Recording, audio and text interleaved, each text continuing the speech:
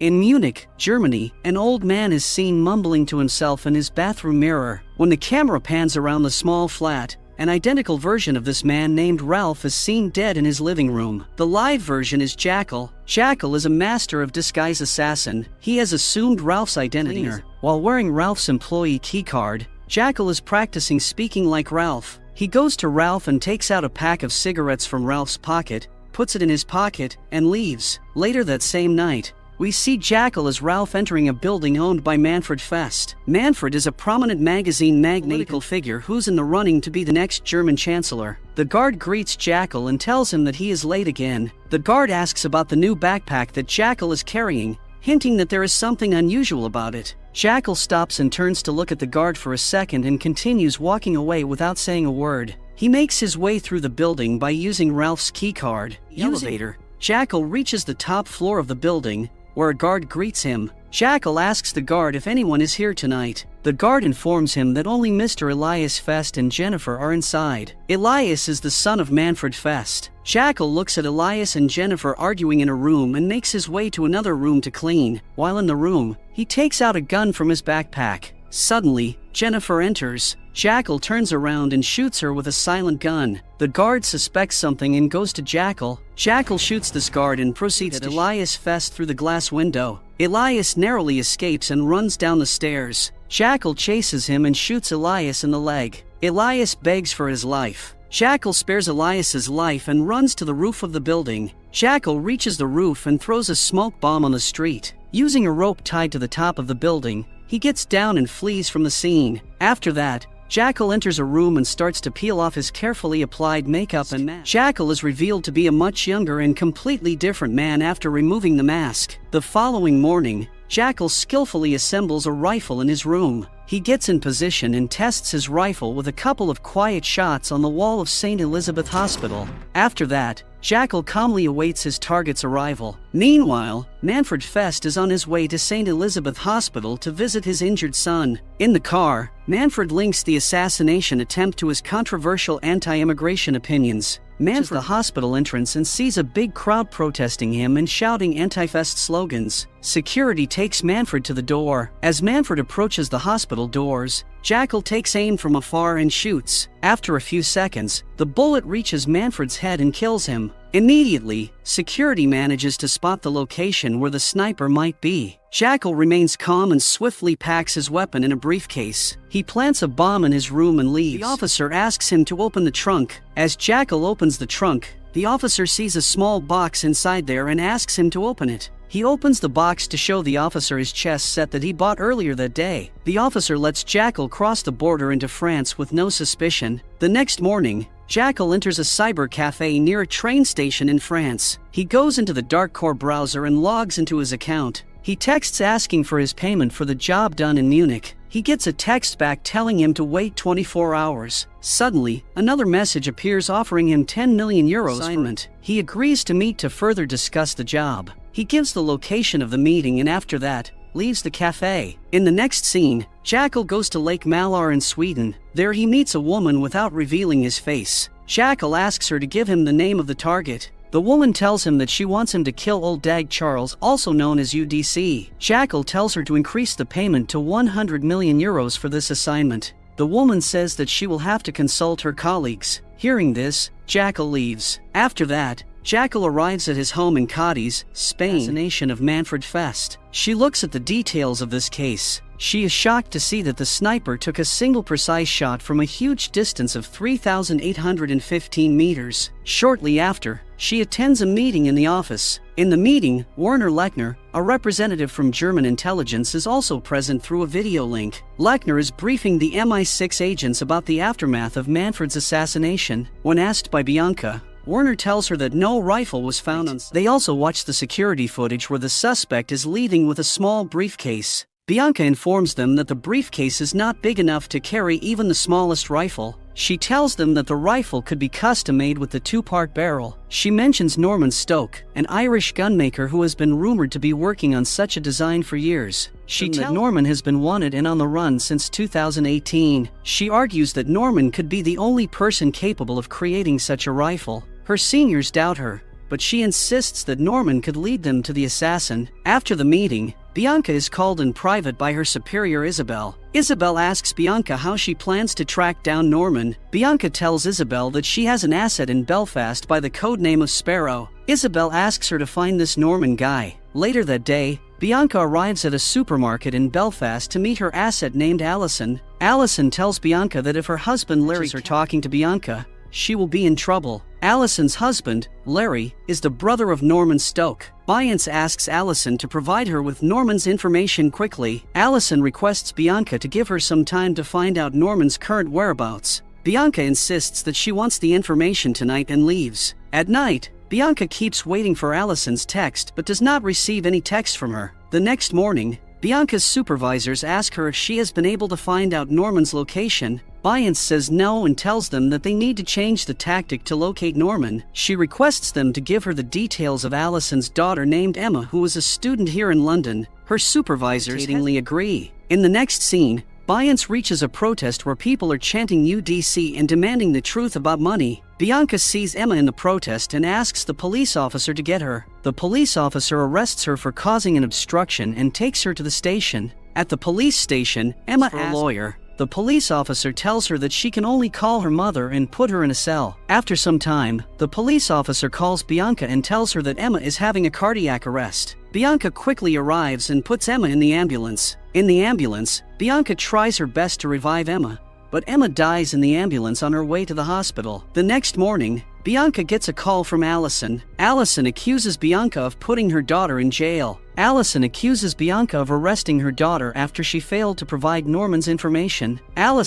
But she needs Norman's phone number within 24 hours in exchange. In the next scene, we see Allison convincing Larry to call his brother Norman for money. She tells Larry that they need money to go and visit their daughter. According to them, Emma is still in jail in London. Larry tells her that he has already called Norman twice. Later that night, they are at a small bar drinking. Larry goes to get Allison a drink. Allison discreetly grabs Larry's phone. She takes a photo of Norman's number and sends it to Bianca. After getting Norman's phone number, Biance locates Norman somewhere in Belarus. She goes to the location with a team. Norman, who seems as if he was already expecting them, rains gunfire at them. He kills 2 of Bianca's men. Norman manages to escape. Bianca finds Norman's briefcase lying in the forest. Later, in Spain, Jackal gets his payment from Munich job eventually. He texts his bank to find out the source of the payment. He also researches his next target, UDC. UDC is a billionaire tech entrepreneur who is launching his new software called The River. River will be able to create a global financial transparency and locate where the money comes from and where it goes. Meanwhile, New York, a team of some shady businessmen who want UDC killed are deciding if Jackal can be trusted or not. The woman named Leonora, who met Jackal in Sweden, is also sitting there. She tells her colleagues that Jackal is the best she could find. They agree to pay Jackal 100 million if he kills UDC. Meanwhile, Jackal is celebrating his son's birthday with Nuria's family. While at the party, he receives a text from his bank. His bank sends him the location from where the sender made payment for Munich job. He sees that the payment was made from a bank in Munich. He decides to leave the party and go to Munich at once. His wife Nuria seems disappointed, but still she drops him off at the airport. After Nuria leaves the airport, Jackal too leaves the airport behind her back. He goes to a bank. In a locker, he has hidden a lot of money and number of passports with different identities. He takes out one of those passports and leaves in a taxi. At the same time, Nuria happens to see her husband in a taxi after she has just left him at the airport. She starts to worry that her husband might be cheating. Meanwhile, Bianca is still on her case and tracks down the bag that Jackal was carrying with him in the Manfred's building. She deduces from the logo on the bag and the accuracy of the shot that the guy they are after is British and potentially ex-army. After that, we see Jackal, who has reached Munich. Leonora calls him and asks him to meet. Jackal gives her a location. Later that day, they meet in a garden, but Leonora does not see Jackal's face. She tells Jackal that her colleagues have agreed to pay 100 million euros to kill UDC, but says that the job needs to be done by the 28th. Jackal agrees. She gives him 20 million as the commencement fee and asks him not to attract any attention while he is in Munich. They agreed to use the codename Rodan for UDC and Jackal for the sniper. Later, Jackal finds out that the payment for Munich job was made from a company account named Hellalini. he follows the trail back to two names Hans Langdett and Elias Fest. He figures out that the person who wanted to kill Manfred Fest was no other than Manfred's own son, Elias Fest. Elias is the one who made the payment. In Munich, Jackal dresses in disguise as an old man and heads to a funeral parlor. He asks the funeral director for advice on what to do with his dead wife's big house. Seeing the old man sad, the director says that they can also give counseling to handle grief. While talking, Jackal fakes a migraine. The director goes downstairs to Jackal's car to bring him the medicines. Jackal is left alone in the funeral director's office. Jackal has enough time and installs remote access software on the director's computer. After installing the software, he leaves. On the other hand, Elias Fest is trying hard to walk again after getting shot in the leg. He does not want to attend his father's funeral in a wheelchair. Against the doctor's advice to rest, he walks on the treadmill for a minute. Meanwhile, Jackal has gained complete access to the funeral director's computer. By using remote access software, Jackal discovers Manfred Fest's beneficiaries and information on his funeral. He finds the name of Elias' driver, Stefan Wolf, sitting in his room. He decides his next move. Then he calls his wife Nuria. Nuria asks him if he is having an affair. Jackal denies having another woman in his life. After talking on the phone, Nuria goes to her husband's study room and finds the secret safe on the floor.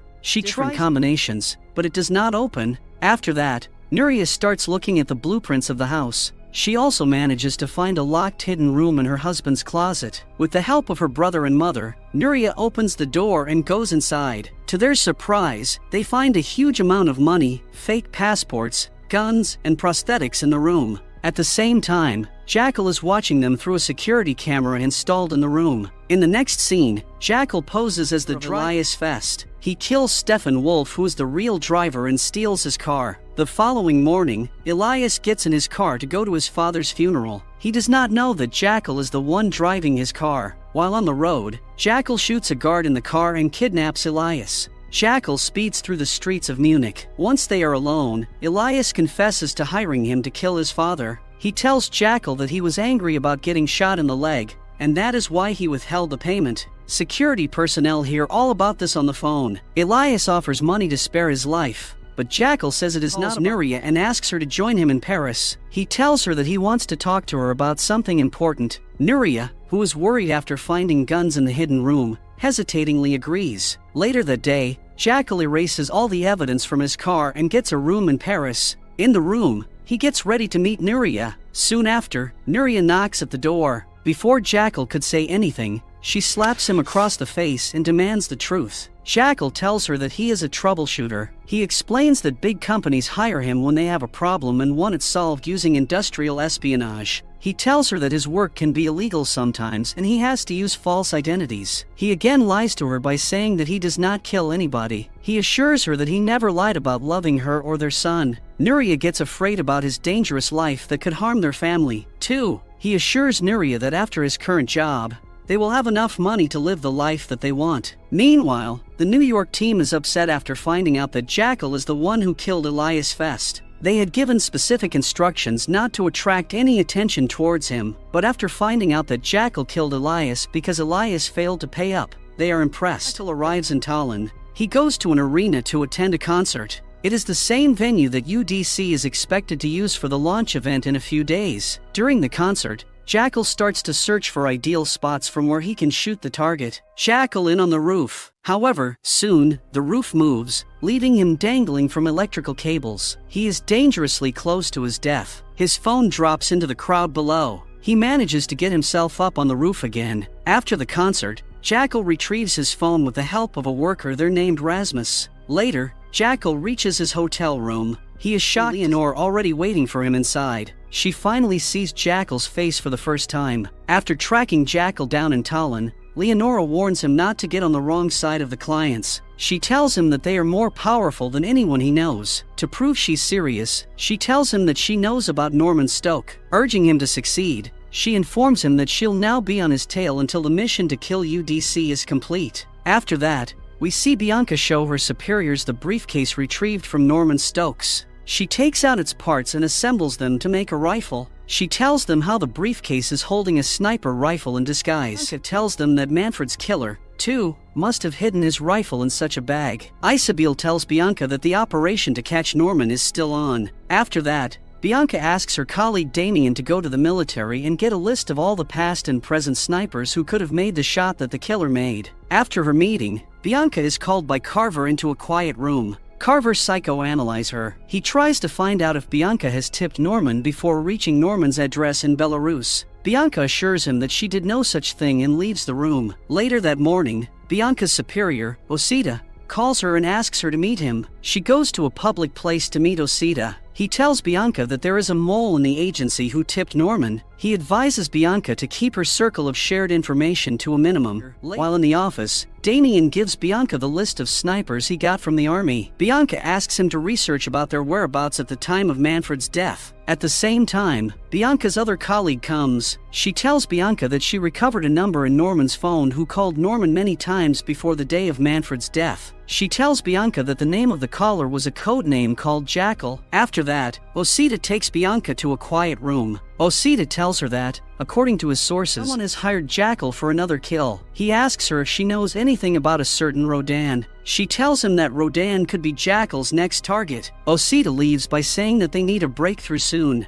Later that day, Bianca asks Damien about the sniper list. Damien tells her he only found one person worth talking to in the list, a man named George Hands who runs a sniper WhatsApp group. Bianca takes George's address from Damien and leaves. In the next Isabella to let Vincent join her team because she trusts him fully. Isabel agrees to include him. Isabel asks Bianca to keep her informed about every minute's detail. Later that night, Bianca and Vincent go for a drink. When Bianca returns home, she finds Larry holding her daughter Jasmine captive. She manages to get Jasmine freed by shooting Larry in the leg. She nearly kills him before Jasmine stops her. He continues to refuse to hand over Norman. The next morning, Bianca and Vincent visit Larry in the hospital. They threaten to kill him and his brother if he does not talk about Norman's location. Eventually, he gives up Norman's location. He tells Bianca that Norman is in Budapest. He says that Norman is staying in a white building that has a cafe and stable near it. Bianca finds out that there are quite a few places that match Larry's description. They decide to go to Budapest and check them all. Meanwhile, Jackal contacts Norman using a VPN.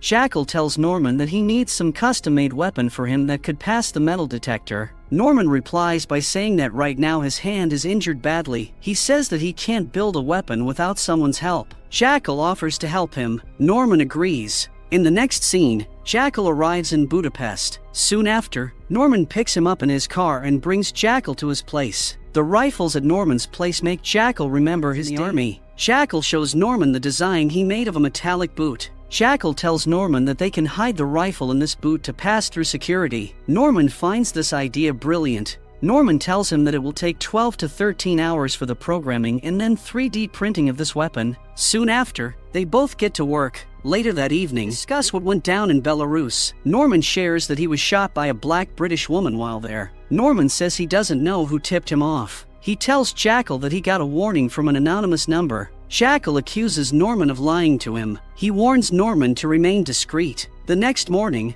Jackal wears the boot made for him. He asks Norman to show him how to assemble it. Norman assembles its parts to make a rifle. Jackal heads off to a nearby woods to try out his rifle. Norman warns that it can only handle 8 shots before it stops working. Meanwhile, Vincent calls Bianca and tells her that Norman's location has been found. They rush towards Norman. On the other hand, Jackal is calibrating his rifle by firing at a watermelon. On his way back to Norman, Jackal calls Nuria. Suddenly, he gets distracted when he spots Bianca in a car en route to Norman's place. Jackal hides in a cafe. However, it turns out that Bianca has spotted Norman's house. Bianca is still on his tail. Jackal, due to the lack of options left to him, dives into open water. Bianca gets super frustrated and starts firing on him while he is in the water. It is not clear to her if she has killed him or not. Later, Jackal then re-emerges from the water. He seeks shelter in a barn. There, he gets caught by a farmer. The farmer knocks him out and ties him up.